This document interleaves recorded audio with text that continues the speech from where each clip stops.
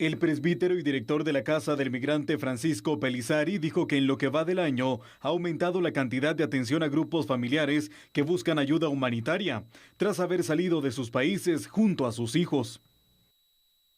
Los nombres siempre son el número mayoritario, pero en estos últimos tiempos, en estos últimos meses del año, hemos visto flujos migratorios muy consistentes de familias con niños. Esta casa, digamos, se ha llenado de niños en algún momento y bueno, y es interesante, parece un kinder más que una casa del migrante en algunos momentos, porque sí hay varios niños.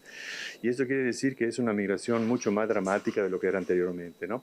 ¿Por qué? Porque leyendo, digamos, lo que son los resultados de las estadísticas, nos damos cuenta que si anteriormente migraban principalmente los hombres dejando a sus familias, sus niños en casa porque es peligroso moverse y porque ellos iban a regresar o envían dinero para ellos, ahora la migración es definitiva, o sea, quiere decir que se van todos, ¿no? Se van familias, ¿entiendes?, desarraigadas, a veces vendiendo todo y dejando todos sus bienes, porque situaciones políticas en algunos momentos, pero también a nivel de delincuencia.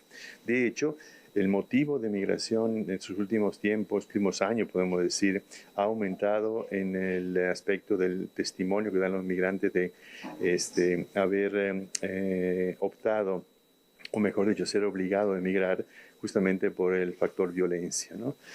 Se mantiene alto todavía la parte económica, ¿no? Para tener un futuro distinto, un futuro digno, pero ha aumentado en algunos casos, en algunos meses también mayoritario el tema de violencia. O sea, se escapan por extorsiones, por delincuencia, por violencia en los lugares de origen. Actualmente la Casa del Migrante atiende entre 45 y 50 personas diarias, que es la capacidad máxima para tener un aforo prudente como medida contra COVID-19. Sin embargo, en algunos momentos se ven en la necesidad de hospedar personas en los patios a quienes se les instala una habitación provisional. Teníamos 80 porque tenemos también un espacio donde podemos, en la cancha, donde podemos hospedarlo en caso de emergencia cuando supera el número,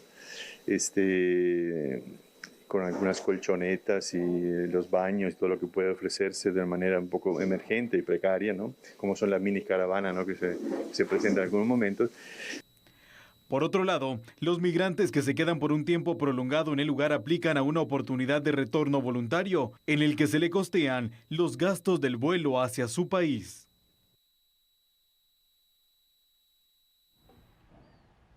La migración, sin duda alguna, hay muchas causas que provocan que las familias viajen de esa forma, ilícitamente y arriesgando su vida, arriesgándose a tantas situaciones que pueden suceder. Sabemos que en los últimos días han ocurrido distintas tragedias. La de San Antonio, Texas, por ejemplo, es una de ellas, donde vemos que la necesidad de muchos los movió a buscar el sueño americano, pero lamentablemente algunos solo encontraron la muerte. Las causas que originan la migración no han variado, licenciado Clavería, y esto provoca entonces que exista ese aumento en los flujos migratorios. Yo creo que hay que tener muy claro que la migración no se va a detener y no se va a poder contener si no hacemos cambios que beneficien, generen oportunidad y generen trabajo a la sociedad guatemalteca. Hoy están inmigrando núcleos familiares más que una persona o dos personas, porque al final el problema es que algunos logran pasar, pero el hambre aprieta. Y si no logra pasar y no llegan los recursos, todo el mundo se queda acá muriéndose del hambre. Entonces la opción es que viaje el núcleo completo e intentar cruzar la frontera al precio que sea. No les importa perder la vida. Yo creo que es muy importante replantear el tema de las oportunidades en el país. No se trata simple y sencillamente de querer educar a la gente sin generar las oportunidades, porque de nada sirve, de absolutamente nada sirve, Sandy. Sin duda alguna, licenciado, vemos cómo las familias entonces completas están viajando, sí, y se están arriesgando, dejan su país, dejan absolutamente todo. Cuando mencionamos causas, la pobreza es la principal, creo yo. No sé cuál será su análisis, su criterio también. La inseguridad también, porque imagínense ustedes, ¿por qué una familia completa puede buscar dejar su hogar, dejar todo lo que tenían, dejar a su familia, todo lo que conocen por algo completamente desconocido, empezando por el idioma, por ejemplo?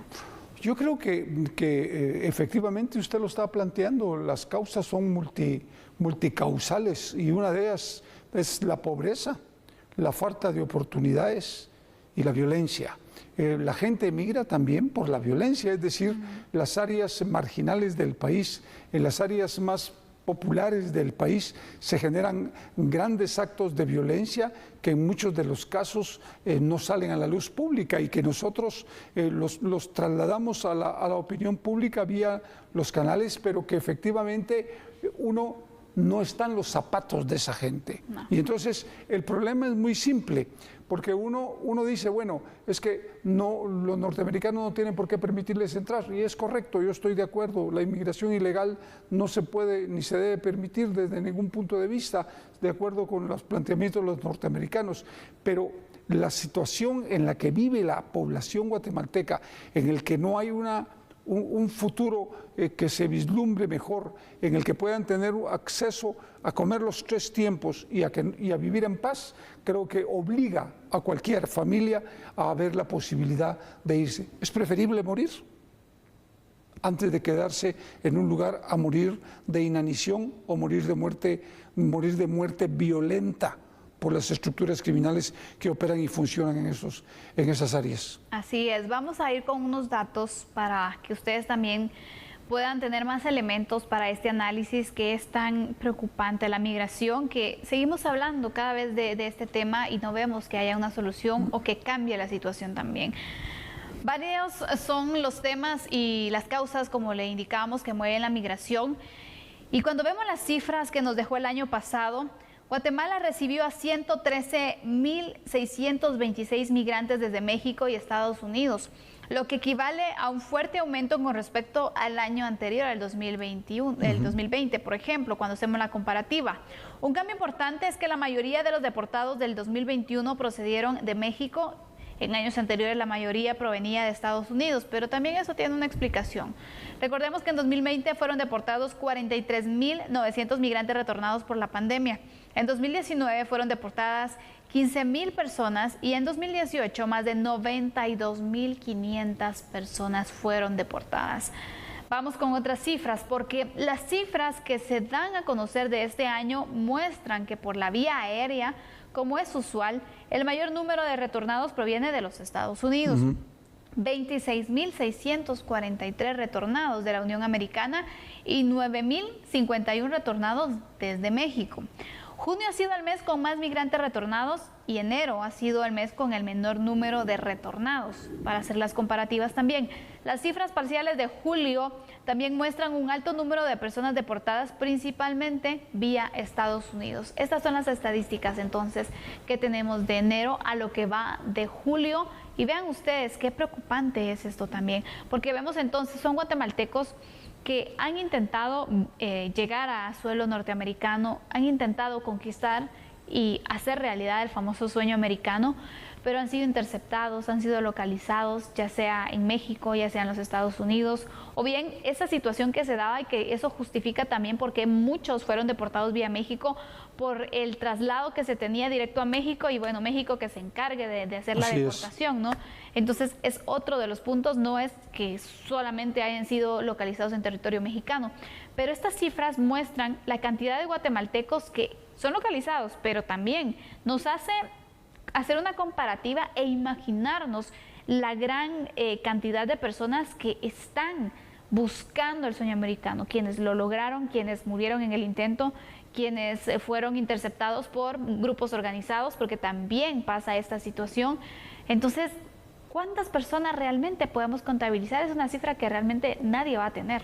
Yo creo que lo que usted ha planteado a los guatemaltecos es que efectivamente el número de deportados, digamos, de manera legal por parte de los norteamericanos o de los mexicanos. Pero aquí hay temas que se han obviado. Por ejemplo, lo que usted muy bien plantea, es decir, ¿Cuántos guatemaltecos pudieron ingresar al territorio norteamericano, se encuentran trabajando? ¿Cuántos guatemaltecos desaparecieron o murieron en ese paso?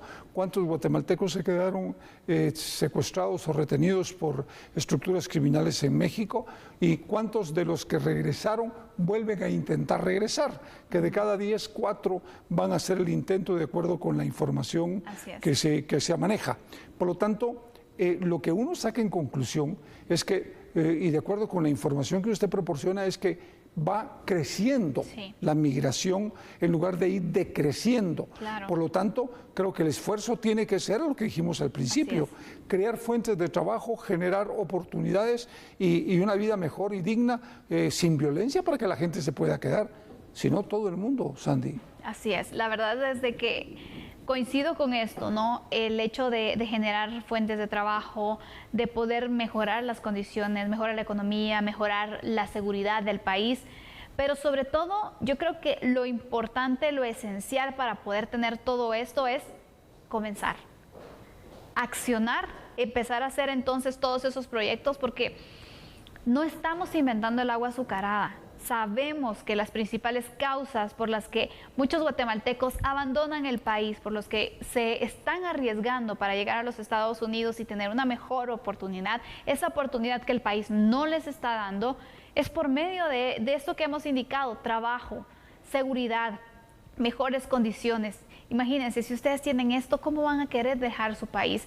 Pero no lo están teniendo. Y el punto es que aquí pasan los años, seguimos mostrando estadísticas, seguimos comparando año con año, pero no comparamos en las acciones que se han ido implementando, en los proyectos que se han ido ejecutando para cambiar esta realidad. Ya sabemos cuál es la realidad que motiva la migración, pero ¿por qué no vemos resultados, licenciado?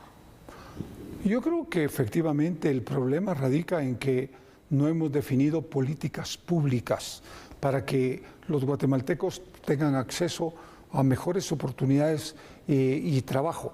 Creo que hay que atraer la inversión extranjera a los departamentos limítrofes con México y El Salvador.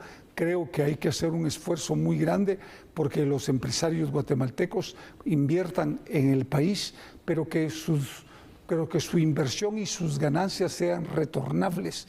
Y eso implica, primero, un Estado de Derecho; segundo, seguridad, como usted muy bien lo plantea; y tercero, mejorar las capacidades y calificar la mano de obra guatemalteca. Es una realidad que la mano de obra guatemalteca necesita capacitarse para optar a mejores posiciones de trabajo. Gracias por esas conclusiones, licenciado Clavería, sobre este tema que esperamos que cuando hablemos de la situación migratoria sea para mencionar sobre proyectos que se están ejecutando, que se van a llevar a cabo, esas acciones que también se pueden ir generando, porque tratar el problema y sin tener ya algún plan de acción o la elaboración de una política pública a nivel nacional sobre el tema, creo que puede ser una pérdida de tiempo. Entonces, continuar mostrando la situación tan trágica de la migración.